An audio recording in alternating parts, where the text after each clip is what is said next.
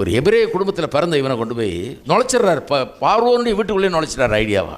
அங்கே அவன் சாப்பாடை சாப்பிட்டு அவன் யூனிவர்சிட்டிக்கு போய் எகிப்தியத்தில் படித்து அவன் ராஜ சாப்பாடு சாப்பிட்டு அரண்மனையில் வளர்ந்து எகிப்தியரோட சமமாக இருக்கிற அடிமையாக வளரல பாருங்க. அவன் அந்த அடிமைத்தனத்தின் புத்தி இல்லை.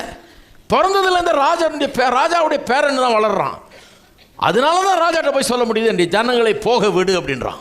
அவன் தம்பி ஆரோன்ட்டு சொல்லியிருந்தா போய் நின்று இருப்பான். ஏன் சொல்கிறான் போக விடு? இவனுக்கு தைரியம் இருக்குது பேசுகிறதுக்கு. ஏன்னா இவன் அடிமையாக வளரலை, வேறு விதமாக வளர்க்குறாரு கர்த்தர். ஏன்னா வேற ஒரு வேலையை செய்கிறதுக்காக அவனை தேர்ந்தெடுத்திருக்கிறார். அவன் செய்கிற வேலையை வேற ஒன்றும் செய்ய முடியாது. அதுக்குன்னு ஷேப் பண்ணுறார். அப்படி தான் நம்ம எல்லாரையும் என்னை தேர்ந்தெடுத்து என்னை சில இடங்களுக்கு அனுப்பி எனக்கு சில கல்வியை கொடுத்து சில அறிவை கொடுத்து சில எக்ஸ்போஜரை கொடுத்து நான் இன்றைக்கு செய்கிற வேலையை செய்யும்படியாக என்ன ஷேப் பண்ணியிருக்காரு.